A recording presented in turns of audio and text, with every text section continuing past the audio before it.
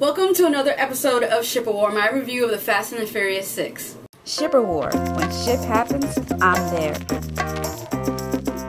So, I stopped with this series after, I think, the third movie. I remember watching the second and the first pretty clearly, but the third one, Tokyo Drift, I think I watched it, but I don't remember much or anything about it. So I question whether or not I did watch that movie. But with that said, so after the second film, I really don't know anything past that. So going into this film, I went to it almost blinded to the series and what has been going on with it.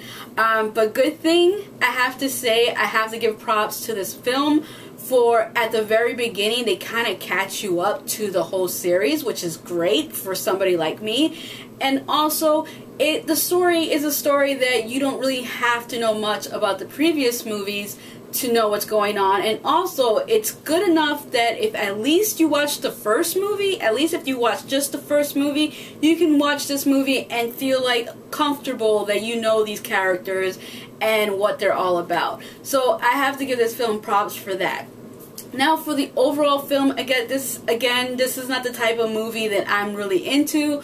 So I have to say, the movie was silly to me. I felt like a lot of the action was very over the top and very unrealistic, even in Hollywood standards. Like, there was stuff that happened that I was just burst out laughing. That there wasn't, I don't think it was supposed to be funny, but it was so over the top and just ridiculous of like certain things that characters did, like action wise. I'm like, oh my god, if that was reality or even in movie world, that person would be dead for doing what they just did. And this movie has a bunch of that stuff, and if you're really into action, I'm sure you can, like, you know, overlook the realism in the film and enjoy it for what it is. But me, a person who's not completely into these type of action movies, I watch these certain things and I can't help but laugh at them because they're so like over the top and just way too over the top and ridiculous for me. So that's my biggest complaint with the movie. Now the story is pretty interesting. I kind of enjoyed it. It's different from the first and the second from what I remember,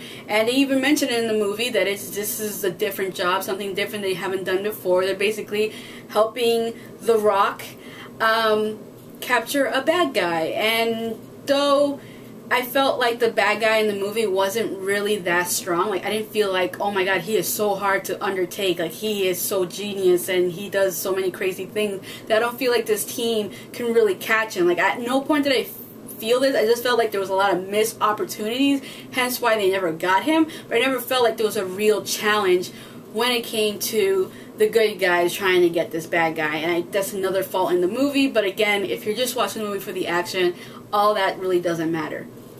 As for the romance in the movie, there is a romance, and it's a romance that I recognize from the first film, so again, that's good.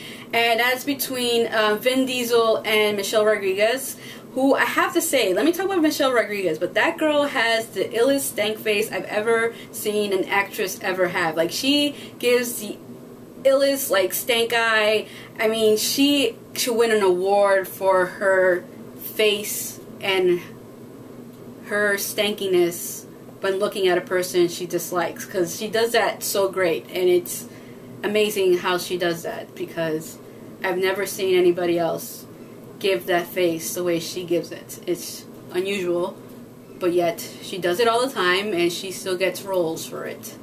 So congratulations, I guess.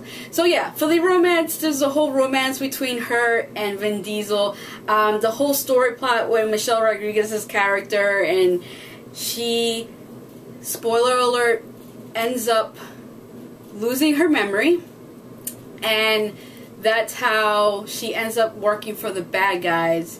And she doesn't know Vin Diesel's character anymore, but he's like still in love with her, even though he's with some other chick that I guess he met in the fifth film. And then there's that whole drama there between Vin Diesel and Michelle Rodriguez, and Michelle like having an attraction to him but not realizing why, and then she finds out why, and then so forth and so on. So I enjoyed that. I thought that was good because at least I knew that relationship from the first movie, so when I saw it in this movie, it was like, yay, I recognized something from the first movie. Also, Paul Walker and the actress, don't know her name, but she plays Vin Diesel's character's sister. I also remember them from the first film, so seeing them in this film and seeing that they're actually I don't know if they're married or not, but they have a family and they're together still. That was also nice to see because I actually recognized them too. So there's a lot of things that I was happy to see in this movie because I actually recognized it. And as a person going into this film not being really a big fan of the series, I have to say overall I did enjoy the movie. If you're into these movies, you liked all the other ones, you will definitely enjoy this one.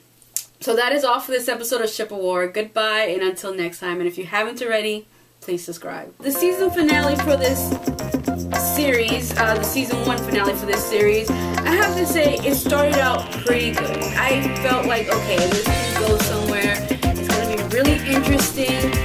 And then something happened along the way and it just fell apart for me. And I honestly felt like this wasn't really a season finale. It felt more like a mid-season finale. It didn't feel like a cliffhanger. It didn't feel like, man, I can't wait for season 2 and see what happens.